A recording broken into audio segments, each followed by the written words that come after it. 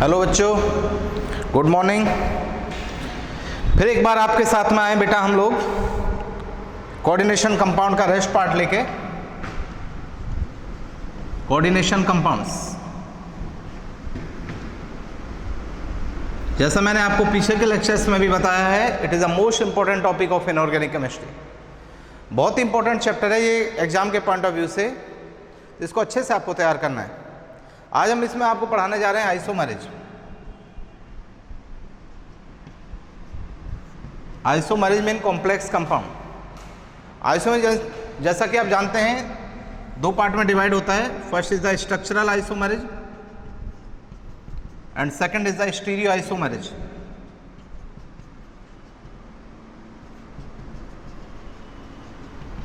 पहला structural isomerase, दूसरा stereo isomerase. Structural isomerase क्या होता है बच्चों?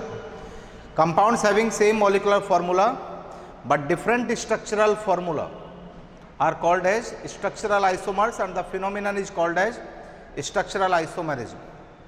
Stereoisomerism क्या होता है? Compounds having same molecular and structural formula but differ in the spatial arrangement of atom. Space में यदि एटम्स का अरेंजमेंट डिफरेंट हो जाए उसके द्वारा जो आइसोमर बनते हैं उसको क्या बोला जाता है? Stereo isomers. तो बेटा यहाँ समझो, स्ट्रक्चरल आइसोमरेज को यहाँ पे 5 पार्ट में डिवाइड करते हैं। First is the ionization isomerism, second is the linkage isomerism, third is the coordination isomerase,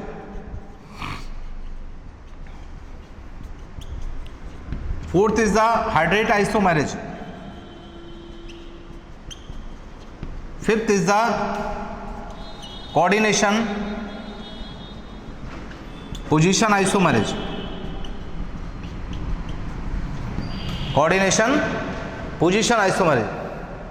पहले स्ट्रक्चरल की बात करते हैं। स्ट्रक्चरल कंप्लीटली सीख लेंगे तब हम स्टीरियो पे चलेंगे जेंटलमैन। स्टीरियो आइसोमरेज को भी 2 पार्ट में डिवाइड करते हैं। First is the geometrical isomerase, second is the optical isomerase.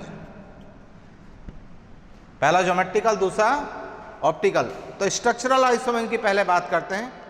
कितने पार्ट में डिवाइड किया हमने? 5 पार्ट में। पहला ionization, second linkage, third coordination, fourth is the hydrate and fifth is the coordination position isomerism. तो 1 बाय 1 आपको पूरा एक एक पॉइंट को डिस्कस करते हैं और उसके एग्जाम्पल के सहित आपको क्लियर करते हैं। साथ साथ आप लोग नोट्स बनाते चलिए अपनी कॉपी में। अलग से कोई बुक पढ़ने की आपको जरूरत नहीं पड़ेगी। यदि इस आप वीडियो चैनल को पूरा देख रहे हैं, अच्छे से तैयार कर रहे हैं, तो इसमें सब कुछ दिया है, किसी एक्स्ट्रा बुक को पढ़ने की जरूरत नहीं है। तो पहला हेडिंग डालेंगे बेटा आयनाइजेशन आइसोमरेज। आयनाइजेशन आइसोमरेज, जैसा कि मैंने आपको पहले भी बताया था लेक्चर में, सपोज आपके पास में ये कॉम्प्लेक्स है CONH3 होल 4 Cl2Br2। ये कॉम्प्लेक्स यदि आपके पास है, आप जानते हैं बेटा जो ब्रैकेट के अंदर का पार्ट होता है उसको बोलते हैं कोऑर्डिनेशन स्फीयर। Coordination sphere. और ब्रैकेट के जो बाहर का पार्ट है उसको बोला जाता है आयनाइजेशन स्फीयर। ब्रैकेट के बाहर के पार्ट को क्या बोला जाता है? Ionization sphere. ब्रैकेट के अंदर के पार्ट को क्या बोला जाता है? Coordination sphere. तो देखो यहां पे आयनाइजेशन आइसोमरेज का मतलब होता है कि यदि ब्रैकेट के अंदर और बाहर, ब्रैकेट के अंदर और बाहर यानी कोऑर्डिनेशन स्फीयर और आयनाइजेशन स्फीयर के बीच में ग्रुप्स का इंटरचेंज कर दें हम, ब्रैकेट के अंदर और बाहर ग्रुप्स का इंटरचेंज कर दें, उसके द्वारा जो आइसोमर फॉर्म होते हैं बच्चों उसको बोला जाता है आयनाइजेशन आइसोमर। नोट करो इसमें, this type of isomerase,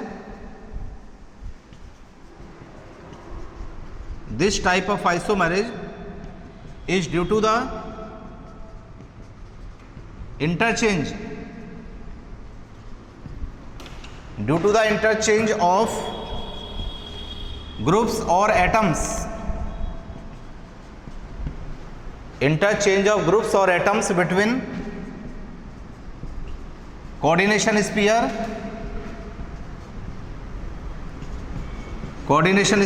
and ionization sphere। Bracket के अंदर के पार्ट को बेटा बोला जाता है कोऑर्डिनेशन स्फीयर, ब्रैकेट के बाहर को पार्ट को बोला जाता है आयनाइजेशन स्फीयर। तो ब्रैकेट के अंदर और बाहर ग्रुप्स के इंटरचेंज होने के द्वारा जो आइसोमर फॉर्म होते हैं उनको क्या बोलते हैं हम?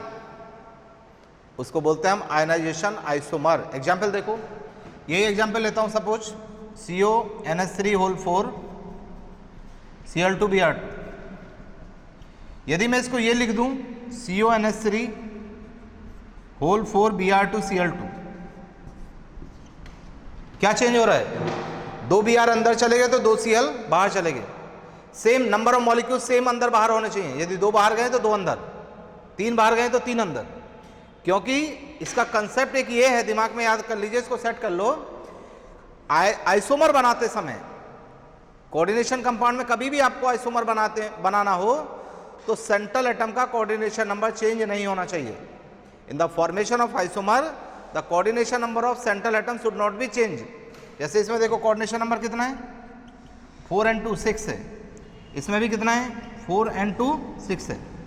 तो सिंपल सी बात यह है, यदि आइसोमर बनाते समय ब्रैकेट के बाहर और अंदर इक्वल नंबर ऑफ ग्रुप्स का इंटरचेंज हुआ है तो उसके द्वारा जो आइसोमर फॉर्म होते हैं उनको क्या बोलते हैं?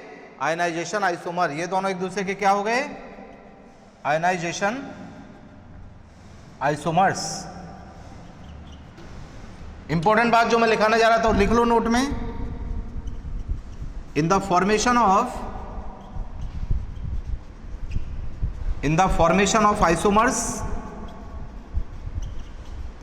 coordination number of central ion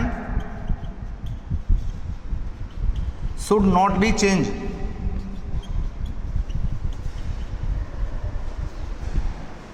isomer बनाते समय सेंट्रल एटम का कोऑर्डिनेशन नंबर चेंज नहीं होना चाहिए। सबको क्लियर हो गया? आयनाइजेशन आइसोमर बनाना बहुत आसान है।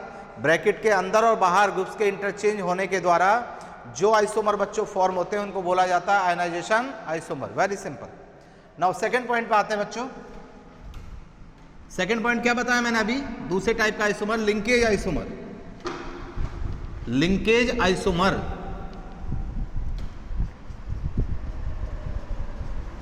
लिंकेज आइसोमर नाम से पता लगता है बच्चों।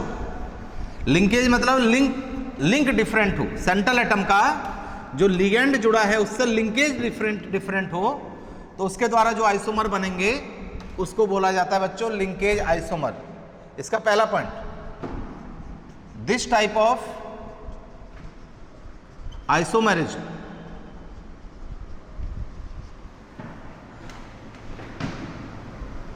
given by those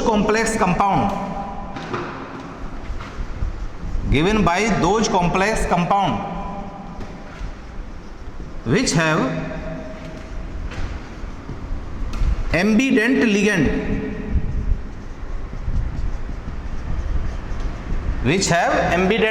क्या होते हैं ambident ligand? मैं पहले पढ़ा चुका हूं आपको। ऐसे लिगेंड जिसके पास में 2 डोनर साइट हों, the ligand which have 2 donor site but at A time only 1 atom form coordinate bond with central ion. जिसके पास में बच्चों 2 डोनर साइट हों लेकिन एक समय में केवल एक ही एटम कोऑर्डिनेट बॉन्ड बनाए सेंट्रल एटम के साथ में, तो उसको बोला जाता है क्या? Ambient ligand. Example CN, SCN, NO2 etcetera, ये सभी क्या है? हमारे एम्बिडेंट लिगेंड है। तो हमने कहा लिंकेज आइसोमरेज केवल उन्हीं कंपाउंड में होता है जिसमें एम्बिडेंट लिगेंड प्रेजेंट होता है। कैसे बनता है आइसोमर? दूसरा पॉइंट लिखो, second point, this type of isomerase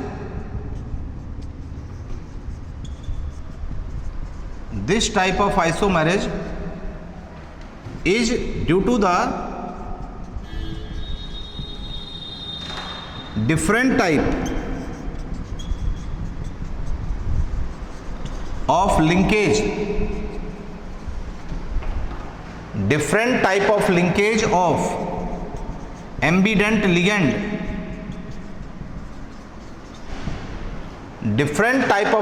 of ambident ligand with central ion।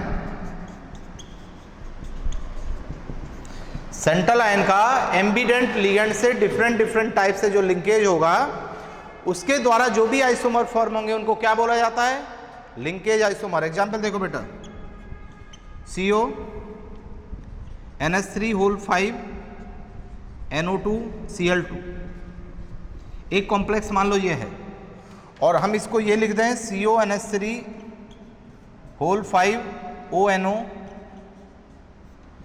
Cl2। क्या अंतर देखा आपने, दोनों में कोई अंतर दिख रहा है आपको? यहाँ पे कोबाल्ट का लिंकेज, सेंट्रल आयन का लिंकेज NO2 में नाइट्रोजन से है, और यहाँ कोबाल्ट का लिंकेज ऑक्सीजन से। ये भी NO2 था, ये भी NO2 था, but NO2 is the ambient ligand और उसका लिंकेज डिफरेंट हो गया। यहाँ पे नाइट्रोजन से लिंकेज है, यहाँ पे ऑक्सीजन से लिंकेज है, तो ये दोनों किस टाइप का आइसोमर कहलाएंगे बच्चों, linkage isomer. Linkage isomer note कर लीजिए। तो दो टाइप के आइसोमर आपने सीखे अभी तक, first is the ionization isomer and second is the linkage isomer. Third क्या है बच्चों, 5 टाइप का होता है स्ट्रक्चरल आइसोमर। थर्ड वाला बताइए, अभी लिखा है मैंने, coordination isomer. Coordination isomer,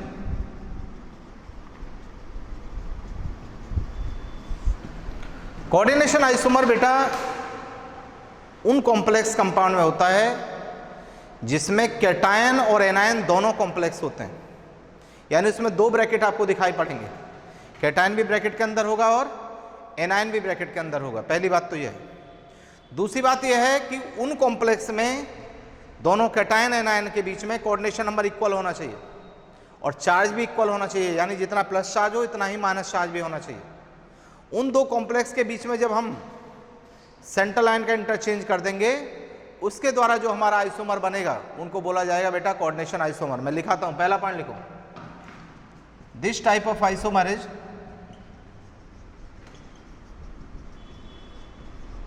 this type of isomer is present in those complex compound in which both cation and anion are complex। ये उन कॉम्प्लेक्स कंपाउंड में होगा आइसोमरिज्म, कॉम्प्लेक्स कोऑर्डिनेशन आइसोमरिज्म, जिसमें कैटायन और एनायन दोनों कॉम्प्लेक्स हों, यानी 2 bracket हों। कैटायन भी ब्रैकेट के अंदर होगा और एनायन भी ब्रैकेट के अंदर होगा। सेकंड पॉइंट लिखेंगे, this type of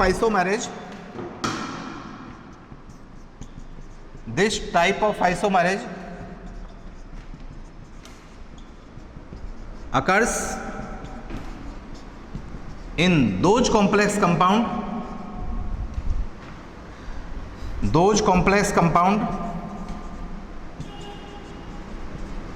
in which coordination number and charge of the cation and anion are equal।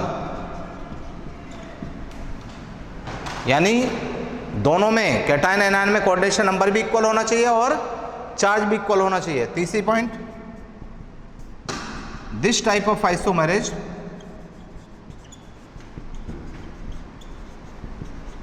is due to the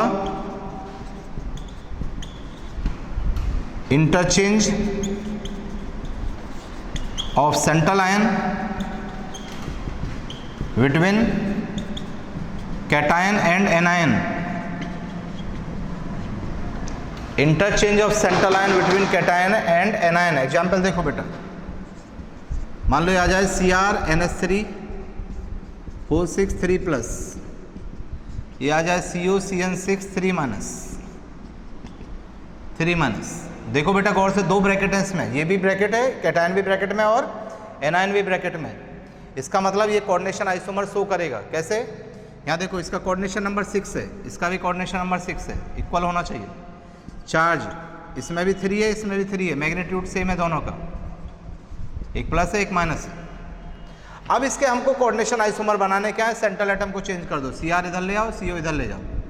ये हो गया CONH3 होल 6 3+ और CrCN6 3-। इसका भी कोऑर्डिनेशन नंबर 6, इसका भी 6, चार्ज इसमें भी 3, इसमें भी 3, तो ये दोनों पेयर एक दूसरे के क्या हो गए बच्चों?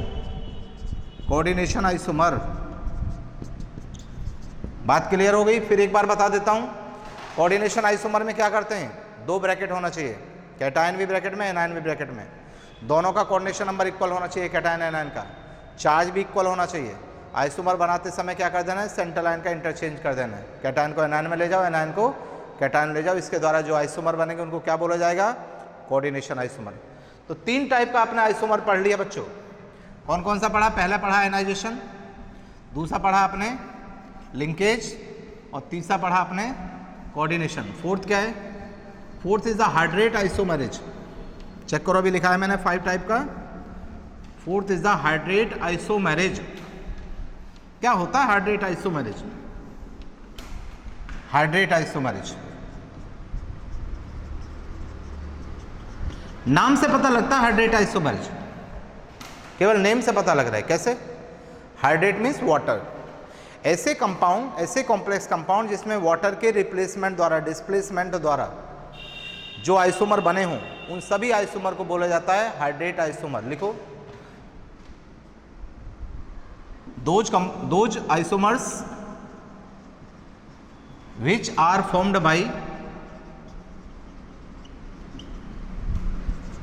displacement of water molecule, displacement of water molecule are called as hydrate isomer, are called as hydrate isomers. Example देखो, CrH2O6Cl3, ये मान लो कोई कॉम्प्लेक्स है, और अब की बार हम लिखते हैं CrH2O5Cl Cl2 इंटू H2। अब की बार हम ये लिखते हैं बेटा CrH2O4 Cl2 Cl into 2H2। क्या चेक किया आपने? देखो, इसका कोऑर्डिनेशन नंबर 6, इसका कोऑर्डिनेशन नंबर 6, 5 and 1 6, इसका 4 and 2 6। इंपॉर्टेंट बात है ये, आइसोमर बनाते समय सेंट्रल एटम का कोऑर्डिनेशन नंबर चेंज नहीं होना चाहिए। इसका भी 6, इसका भी 6, इसका भी 6। क्या हुआ? एक Cl अंदर ले गए, एक वाटर बाहर आ गया। इसमें 2 Cl अंदर ले गए, 2 वाटर मॉलिक्यूल बाहर आ गए।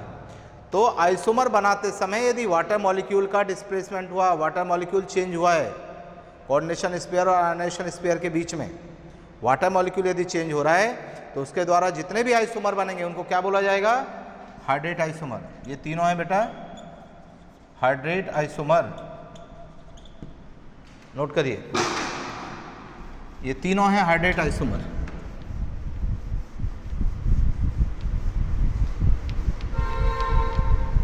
चार टाइप का आइसोमरेज आपने पढ़ लिया, ionization, linkage, coordination and hydrate. सभी ने नोट कर लिया? नोट्स बनाते चलो। लास्ट आएगा बेटा coordination, position isomerism, coordination position isomerase, short में बोलते हैं CP आइसोमरेज, कोऑर्डिनेशन पोजीशन। पहला पॉइंट लिखो, this type of isomerase occurs in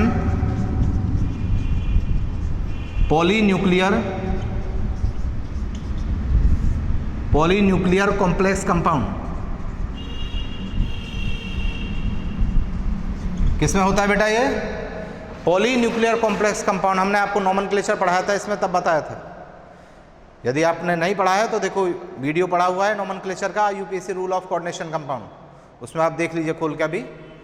तो कोऑर्डिनेशन पॉलीन्यूक्लियर कॉम्प्लेक्स कंपाउंड होता है बेटा जिसमें 2 सेंट्रल आयन हो और उन 2 सेंट्रल आयन को लिगेंड आपस में ज्वाइन कर रहे हो, ब्रिज बना रहे हो उनके बीच में, उन लिगेंड को बोला जाता है ब्रिजिंग लिगेंड। तो जिन कॉम्प्लेक्स में ब्रिजिंग लिगेंड द्वारा सेंट्रल आयन अटैच होते हैं, उन कंपाउंड को बोला जाता है पॉलीन्यूक्लियर कॉम्प्लेक्स कंपाउंड। तो कोऑर्डिनेशन पोजीशन आइसोमरेज केवल उन्हीं कॉम्प्लेक्स कंपाउंड में होगा जिनमें ब्रिजिंग लिगेंड प्रेजेंट होगा, यानी जो पॉलीन्यूक्लियर कॉम्प्लेक्स कंपाउंड होंगे। कैसे बनता है ये देखो, दूसरा point, this type of isomerase, this type of isomerism is due to the interchange of ligands between two central ion। दो जो सेंट्रल आयन होंगे उनके बीच में यदि लिगेंड का इंटरचेंज हो रहा है तो उसमें लिगेंड के इंटरचेंज होने के कारण जो आइसोमर फॉर्म होंगे उनको बोला जाएगा सीपी आइसोमर। सीपी का मतलब कोऑर्डिनेशन पोजीशन आइसोमर्स। एग्जाम्पल देखो बेटा, एग्जाम्पल के थ्रू समझो। Suppose you have the compound H2O whole 4 CO OH NH CO Cl4 3+। इसमें ये दो सेंट्रल आयन है, दो कोबाल्ट। इन दोनों कोबाल्ट को OH और NH जोड़ रहे हैं, तो ये दोनों कैसे लिगेंड हैं? Bridging ligand. दो सेंट्रल आयन के बीच में जो लिगेंड ब्रिज बनाते हैं, दोनों को जोड़ने का काम करते हैं आपस में, उसको बोला जाता है ब्रिजिंग लिगेंड। और इस तरह के कॉम्प्लेक्स को क्या बोला जाता है? Polynuclear complex. तो पॉलीन्यूक्लियर कॉम्प्लेक्स में जब आपको कोऑर्डिनेशन पोजीशन आइसोमर बनाना है तो दो सेंट्रल आयन के बीच में लिगेंड का इंटरचेंज हो जाएगा। जैसे हम ये लिखते हैं इसको H2O whole thrice Cl CO OH NH CO Cl3 H2O 3+। क्या चेक किया आपने, क्या देख रहे हो आप? हम एक Cl इधर ले गए बच्चों, तो एक वाटर इधर ले आए। दो सेंट्रल आयन के बीच में हमने लिगेंड का इंटरचेंज कर दिया, तो ये दोनों एक दूसरे के क्या है, कौन से आइसोमर हो गए? CP isomer, coordination position isomer. फिर मैं बता दूं, आइसोमर बनाते समय सेंट्रल आयन का कोऑर्डिनेशन नंबर चेंज नहीं होना चाहिए। देखो बेटा, इसका कोऑर्डिनेशन नंबर बताओ कोबाल्ट का। 4 वाटर मॉलिक्यूल, 4 5 6 जितने लिगेंड अटैच है 6, इसमें 4 5 6, इस कोबाल्ट का भी 6 है। यहाँ देखो 3 वाटर, एक Cl, 4, एक ये 5, एक ये 6, कोऑर्डिनेशन नंबर इसका भी 6 है। इसका 3 4 5 6, इसका भी कोऑर्डिनेशन नंबर 6 है। तो दोनों में, दोनों आइसोमर में सभी सेंट्रल आयन का कोऑर्डिनेशन नंबर सेम है, तो ये दोनों क्या हो गए? Coordination position isomer. तो मैं आपको एक बार फिर आपको पूरा स्ट्रक्चरल आइसोमर 2 मिनट में रिवाइज कराता हूं, जरा गौर से सुनो। स्ट्रक्चरल आइसोमर क्या होते हैं? Compounds having same molecular formula but different structural formula. Very simple, लिखने को नहीं आएगा कहीं, बस सीखना है। 5 टाइप का बताया मैंने। देखो ऑर्गेनिक में जब पढ़ोगे तो वो अलग अलग है, वहाँ पे स्ट्रक्चर आइसोमरिज्म का कौन कौन सा पार्ट होता है? Chain isomerism, position isomerism, functional isomerism, उसके बाद में metamerism, tautomerism, ring chain isomerism. उसमें ऑर्गेनिक केमिस्ट्री में जो स्ट्रक्चर आइसोमरिज्म को 6 पार्ट में डिवाइड कराते हैं, लेकिन हम यहाँ ऑर्गेनिक की बात नहीं कर रहे। किसकी बात कर रहे हैं हम? इनऑर्गेनिक केमिस्ट्री की बात कर रहे हैं। कोऑर्डिनेशन कंपाउंड में स्ट्रक्चरल आइसोमरिज्म को 5 पार्ट में डिवाइड करते हैं। पहला ionization isomerism, second linkage isomerism, third coordination isomerism, fourth जो है hydrate isomerism, and fifth is the coordination position isomerism. पहला देखो बेटा, आयनाइजेशन आइसोमरिज्म का क्या कहा मैंने? यदि कोऑर्डिनेशन स्फीयर और आयनाइजेशन स्फीयर के बीच में ग्रुप्स का इंटरचेंज हो जाए एक्सेप्ट वाटर मॉलिक्यूल, यदि वाटर चेंज हो रहा है तो हाइड्रेट हो जाएगा। यदि coordination sphere, ionization sphere, coordination sphere का मतलब ब्रैकेट के अंदर का part, ionization sphere means bracket के बाहर का पार्ट। याद रखना हमेशा, केवल ब्रैकेट के बाहर का पार्ट आयनाइज होता है कॉम्प्लेक्स में, अंदर का पार्ट आयनाइज नहीं होता है। Ionization sphere part of a complex is ionizable, while coordination sphere part of a complex is non ionizable. तो हमने कहा कोऑर्डिनेशन स्फीयर और आयनाइजेशन स्फीयर के बीच में यदि ग्रुप्स के इंटरचेंज द्वारा जो आइसोमर बनते हैं उन आइसोमर को क्या बोला जाता है? Ionization isomer. लिंकेज में, लिंकेज आइसोमर उन कॉम्प्लेक्स कंपाउंड में होता है जिसमें एम्बिडेंट लिगेंड प्रेजेंट होता है। और एम्बिडेंट लिगेंड क्या होता है? Which have 2 donor side but at A time only 1 atom form coordinate bond with central ion. तो यदि एम्बिडेंट लिगेंड का सेंट्रल आयन से लिंकेज डिफरेंट होकर आइसोमर बन रहा है तो उसको बोला जाता है बेटा लिंकेज आइसोमरिज्म। 3 बेसिक याद कर लो, NO2, CN और HCN, ये इस पे ही क्वेश्चन जनरली आता है। ये लिंकेज आइसोमर है, ये लिंकेज एम्बिडेंट लिगेंड है, इसी से लिंकेज आइसोमर का फॉर्मेशन होता है। तीसरा मैंने बताया कोऑर्डिनेशन आइसोमरिज्म। कोऑर्डिनेशन आइसोमरिज्म में 2 ब्रैकेट होने चाहिए, कैटायन एनायन दोनों कॉम्प्लेक्स होना चाहिए, दोनों में कोऑर्डिनेशन नंबर और चार्ज इक्वल होना चाहिए। दोनों में यदि हम सेंट्रल आयन का इंटरचेंज कर दें तो सेंट्रल आयन के इंटरचेंज द्वारा जो आइसोमर बनेगा उसको क्या बोला जाएगा? उसको बोला जाएगा आपका कोऑर्डिनेशन आइसोमरिज्म। चौथा हमने बताया हाइड्रेट आइसोमरेज, वाटर मॉलिक्यूल के डिस्प्लेसमेंट द्वारा जो आइसोमर फॉर्म होते हैं उनको क्या बोलते हैं हम, हाइड्रेट आइसोमरेज।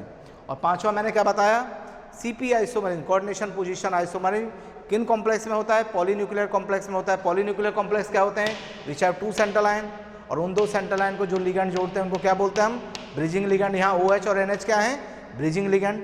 और उस कॉम्प्लेक्स में यदि हम लिगेंड को यदि इंटरचेंज करते हैं 2 सेंट्रल आयन के बीच में, 2 सेंट्रल आयन के बीच में लिगेंड के इंटरचेंज होने से जो आइसोमर फॉर्म होते हैं उसको क्या बोला जाता है, कोऑर्डिनेशन पोजीशन आइसोमरेज। तो this is all about your structural isomerase. Structural isomerase के बाद यहाँ से कोई क्वेश्चन आप कहीं से लगा लीजिए, कोई क्वेश्चन आपका गलत नहीं हो सकता किसी भी कंपटीशन का। तो आप लोग इसको तैयार करिए। मैं अगले लेक्चर में आपके साथ में आने जा रहा हूँ किसमें, स्टीरियो आइसोमरेज के साथ, जिसमें आपको पूरा डिस्कस करूँगा मैं geometrical isomerase and optical isomerase. तो आज इसको स्ट्रक्चरल को पूरा तैयार कर लीजिए। अभी मैं आपको दूसरे लेक्चर में आपको पढ़ाने जा रहा हूँ क्या, ज्योमेट्रिकल एंड ऑप्टिकल। हाँ, याद रखिए इस चैनल को बेटा जरूर सब्सक्राइब कर लीजिए, क्योंकि नया जितना भी वीडियो होगा सब इसमें आएगा। और सब बच्चों को भी आप इसको लिंक भेज दीजिए, जिससे और बच्चे भी इसका जो है फ़ायदा उठा सकें। Thank you.